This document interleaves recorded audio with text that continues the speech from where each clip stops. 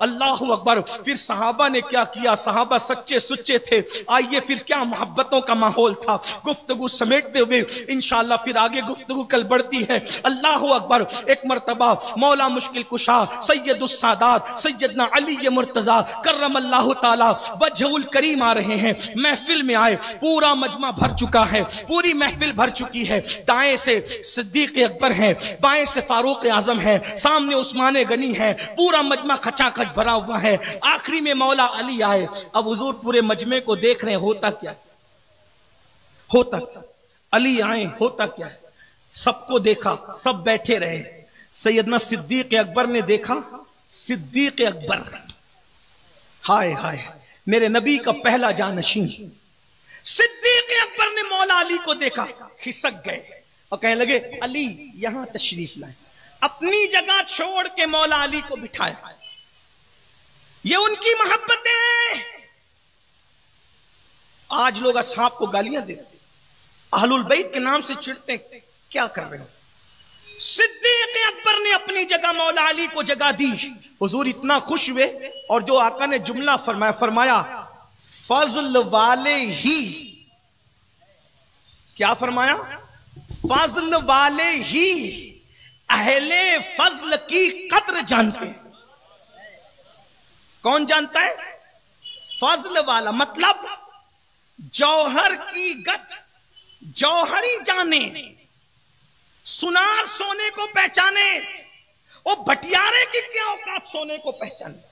अगर भटियारा सोने को पहचान ना सके तो शिकायत किस बात की है, क्योंकि वो भटियारा है। अहले फजल के मकाम को अहले हुजूर ने मेयार मुकर्रर किया।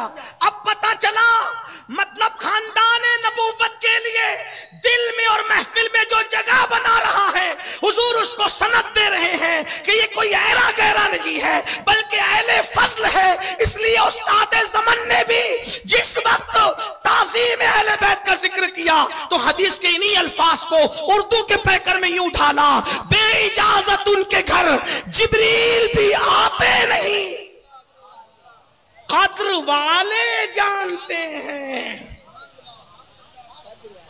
सुभान अल्लाह, सुभान, कद्र वाले जानते हैं, कद्र शान है अहले बैत। सुभान अल्लाह, सुभान। ये सिद्दीक अकबर का रवैया। और फारूक आजम तो फिर फारूक आजम है। ये फारूक आजम कौन। एक मर्तबा सैयदा फातिमा ज़हरा से मुलाकात हुई फारूक आजम की। फारूक आजम ने क्या कहा, बीबी जिस तरह मैं तुम्हारे अब्बू से मोहब्बत करता, तवज्जो करना, ये सहाबा का मसलक। इरशाद में बीबी पाक से, सैयदा ओ तैयबा ताहिरा, जैसे मैं तुम्हारे बाबा मोहम्मदुर रसूलुल्लाह से मोहब्बत करता था, उनके बाद वैसे ही मोहब्बत में आपसे किया करता।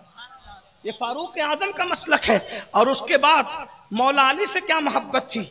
आइए नासबियत और राफजियत के नशेमन पर कुछ बिजलियां गिराते हैं। फारूक आजम जब कोई फैसला करना होता तो इंतजार करते मौला अली का, और कहा करते थे, मैं उस फैसले से अल्लाह की पनाह चाहता हूं जिसमें अली मौजूद ना हो। ये एक दिन आया, फारूक आजम ने कहा मेरा फैसला कर दो। क्या कहा, मेरा फैसला कर दो। फारूक आजम ने कहा अली इसका फैसला करो। महफिल है, महफिल सजी हुई है, वो फैसला चाह रहा है किससे, फारूक आजम से। और फारूक आजम किसको कह रहे हैं, अली आप फैसला करो। उसकी जबान से निकला ये फैसला करेगा। अब तवज्जो करें, उसकी जबान से क्या निकला, ये फैसला करेगा। इसका मतलब कुछ रॉन्ग नंबर टाइप के लोग उस दौर में भी मौजूद थे, हैं? लेकिन उनके साथ फारूकी रवैया क्या था, फारूकी अंदाज क्या था। ये फारूकी अंदाज है जिसको वाकई सहाबा की मारिफत नहीं, वो अहलुल बैत की मारिफत भी कभी हासिल नहीं कर सकता। और जिसको अहलुल बैत की मारिफत नहीं, वो सहाबा की मारिफत हासिल नहीं कर सकता। जब उस बदबख्त ने कहा ये फैसला करेगा तो फारूक आजम उस पे लपके और उसकी गलची पकड़ी, और उसकी गलची पकड़ी। ये फारूकी अंदाज है अली के दुश्मन के साथ, है ये अंदाज है अली के दुश्मन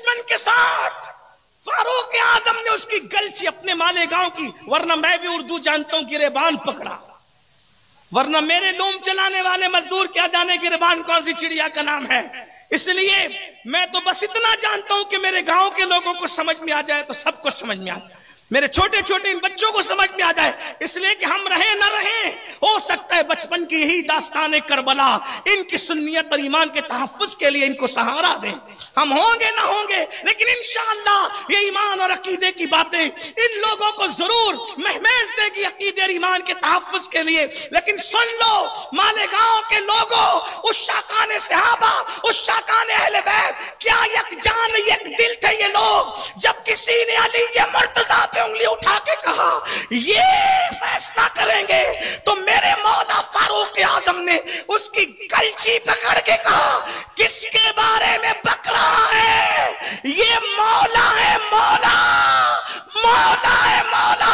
और फिर फारूक आजम ने कहा ये मेरा भी मौला है, ये सारे मोमिनों का मौला है, जो इसको मौला नहीं मानता मैं उसको मोमिन नहीं। सुभान अल्लाह, सुभान अल्लाह। नारे हैदरी, नारे हैदरी, नारे हैदरी। सुभान अल्लाह, सुभान अल्लाह, सुभान। फारूक आजम का ये अंदाज है, अल्लाह अकबर। और हजरत मिस्वर एक सहाबी है, एक सहाबी है, कई रिवायतें इनसे है। एक मर्तबा इमाम हसन अल मुसन्ना, हसन मुसन्ना कौन? इमाम हसन के बेटे। क्या नाम है इमाम हसन के बेटे का? बोले, मिल के बोलो भाई। गौस पाक का नाम लेने से तकदीरें संवरती है, ये तो गौस पाक के दादाओं का दादा है। जितने नाम याद आते पढ़ देता हूं, कुछ एक आध छूटे तो बाद में उसको पूरा कर दूंगा। इमाम हसन, हसन मुसन्ना, अब्दुल्ला अल महज, मूसा अल जौन, सैयद मोहम्मद, सैयद दाऊद, सैयद मूसा सानी, सैयद अब्दुल्ला जीली, सैयद अबुल साले मूसा जंगी, सैयदना अब्दुल कादिर जिलानी। सुभान अल्लाह, सुभान अल्लाह, सुभान। समझ में? ये वो नाम है। यानी हसन मुसन्ना कौन? गौस पाक के दादाओं के इमाम हसन के बेटे। दूसरा रिश्ता इमाम हुसैन के दामाद कौन? इमाम हसन अल, लोग कहते हैं कि नया नाम दो, तो हसन मुसन्ना भी तो नया नाम है। मुसन्ना भी नाम रख दो अपने बच्चों को, ये तो नाम ही नाम है। तवज्जो, इमाम हसन मुसन्ना ने हजरत मिस्वर से कहा आपकी बेटी के साथ मैंने निकाह करना। तवज्जो आपकी, बड़ी नाजुक सी बात है। इमाम हसन मुसन्ना मौला अली के पोते, इमाम हसन के बेटे हजरत मिस्वर सहाबी रसूल से कहते हैं आपकी बेटी के साथ मैंने निकाह करना है। क्या कहते हैं? शहजादे, जिसकी बेटी आपके निकाह में आएगी वो कितना खुशनसीब होगा कि वो बहू बनेगी फातिमतुज़ ज़हरा की। नसीब कितना बुलंद है उसका। किसकी बहू बनेगी भाई? सैयद की बीवी किसकी बहू बनेगी?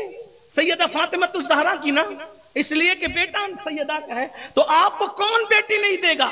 जो आपके निकाह में आएगी वो सैयद, वो फातिमतुज़ ज़हरा की बहू होगी, वो अली पाक की बहू होगी, वो नबी पाक की बहू होगी। कितना बड़ा शरफ है आपको बेटी देना, मगर मैं नहीं दूंगा। क्या कहा? क्या कहा? मैं नहीं दूंगा। सहाबा का एहतराम देखो। हसन मुसन्ना बेटी मांग रहे हैं, हजरत मिस्वर कहते मैं नहीं दूंगा।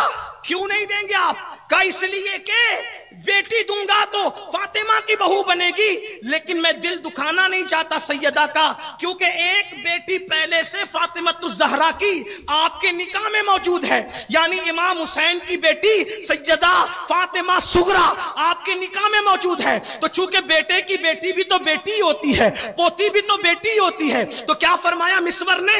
सैयदा फातिमा सुगरा जो इमाम हुसैन की बेटी है वो आपके निकाह में है। अब उस पर मैं अपनी बेटी सौकन बना के दूंगा तो फातिमा के दिल को तकलीफ पहुंचेगी, तो मैं सैयदा पर सौकन देकर सैयदा फातिमा के दिल को तकलीफ नहीं पहुंचाना चाहता। अगर वो आपके निकाह में ना होती तो मैं अपनी बेटी आपको दे देता। ये था। और एक मर्तबा का तो वाकया है, बार बार लोगों ने पढ़ा, बार बार लोगों ने सुना। क्या?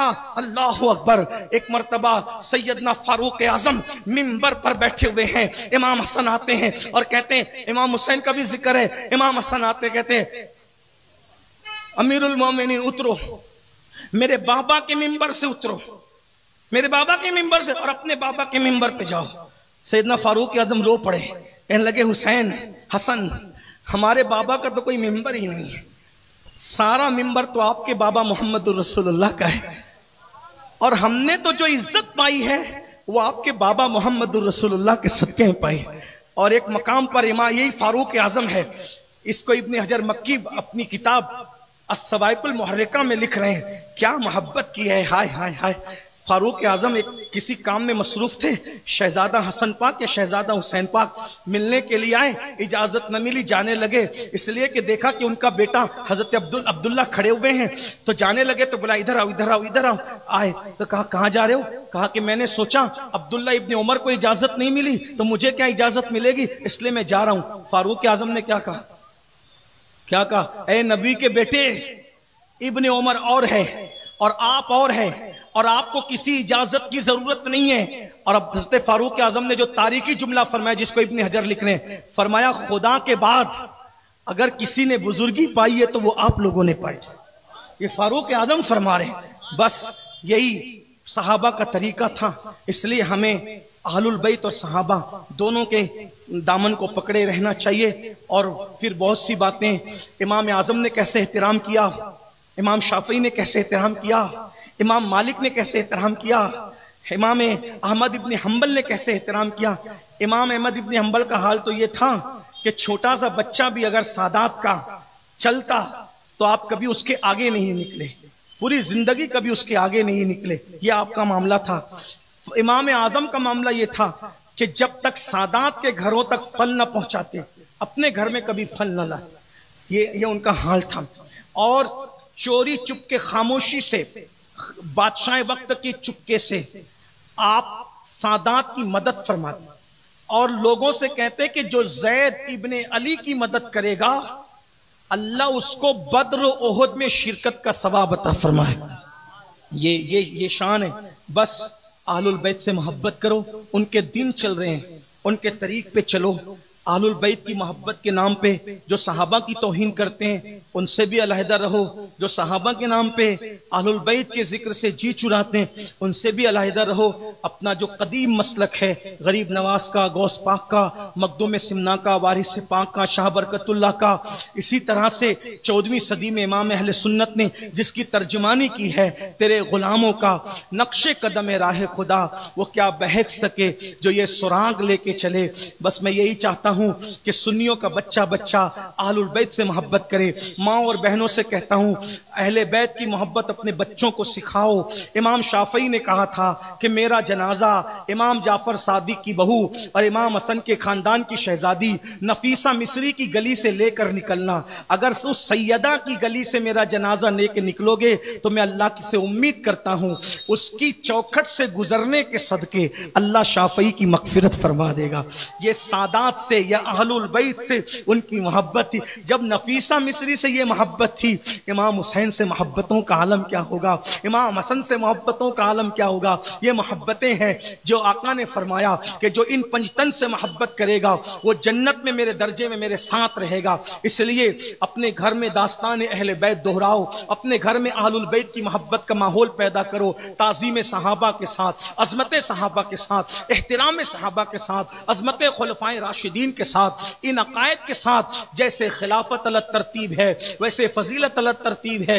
हमें दाएं बाएं देखने की जरूरत नहीं, हमें अपने बुजुर्गों के नक्शे कदम पे चलने की जरूरत है।